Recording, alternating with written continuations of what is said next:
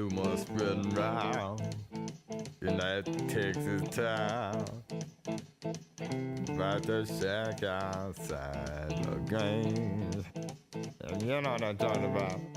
Just let me know if you wanna go to that home out on the range. They got a lot of nice girls. I'm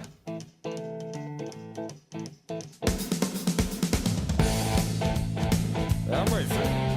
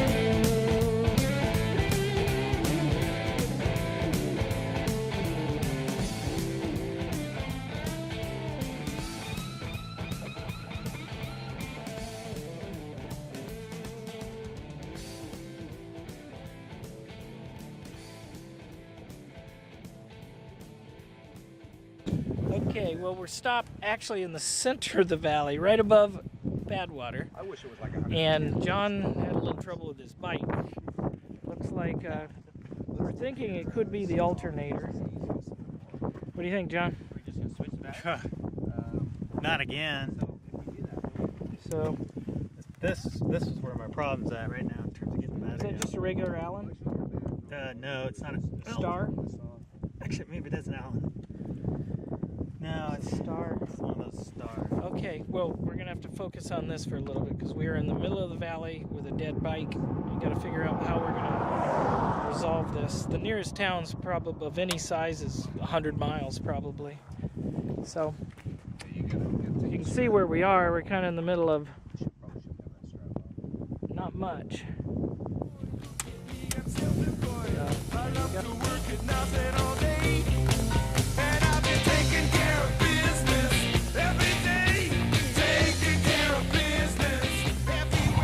Okay, here's the update. Through a stroke of brilliance, I think we've figured out how to do this thing. Okay, picture this. The alternator in John's bike is most likely the culprit that allowed his battery to die. as the bike drew all the energy out of the battery, there was none there, so the bike started to slowly act up and then die. So that's what we figured happened. Well, then we went through the thought process of why don't we take the battery out of James' bike, stick it in John's bike, take the dead battery out of John's bike, stick it back in James' bike because James' alternator actually works. Then John has a fresh battery and can drive far enough to get us to the dealership. But in the interim, because there's a trickle charger on Kurt's bike, we're taking the dead battery from John's bike, reversing the trickle charger connection on the dead battery to match up with the trickle charge connection on Kurt's bike so that we've got positive, negative to negative. That way, Kurt's bike right now is charging the dead battery on the side of the road as we're putting the charged battery into John's bike.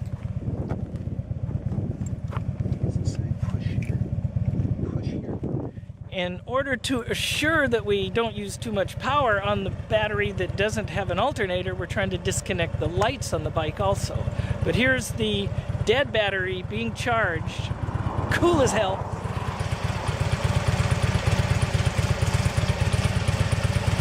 So once we put the dead battery into James' bike, which has a good alternator, then it will start to charge that battery, and we should be able to actually get pretty damn far. Ha!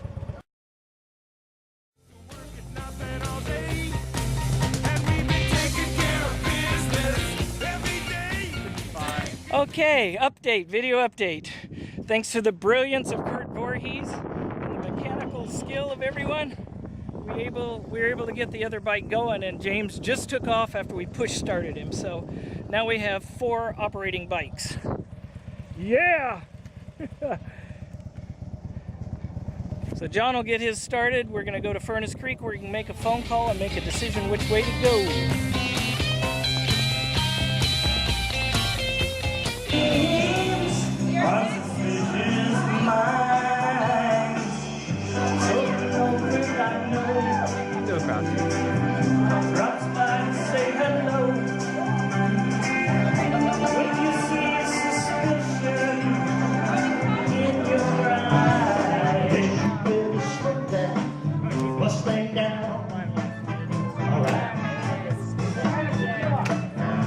So the gal in the blue pants has to be 60 because you have to be 60. Exactly. Oh, I don't know about that. Well, they said, it doesn't quite look 60, does it?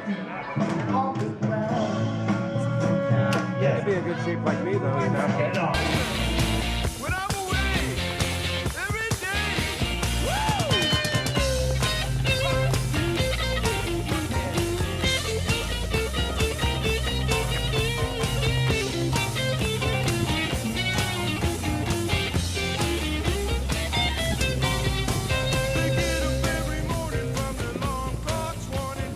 Hey guys, well, it's morning time. We ended up at the Amargosa Opera House Hotel. This place is in the middle of nowhere. The nearest anything is a casino at the state line that closes down at night.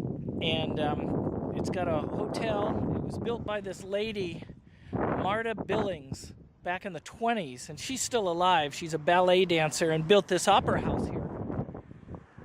And it's literally, there's nothing around here. There's no cell phone service. There's no TVs.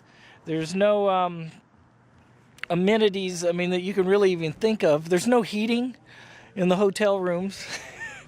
But this is where we ended up last night. So today we're going to end up going for a ride up toward a place where they have a rare fish called the pup fish. There's only like 500 in existence, and there's a place called the Devil's Hole where they are, and we're going to go up by a lake near there and check out these fish. Then we're going to go drive back to the valley and explore the day. So far, it's been good. Oh, the other thing about this place, it's supposed to have a ghost. There's supposed to be some kind of ghost that haunts the place.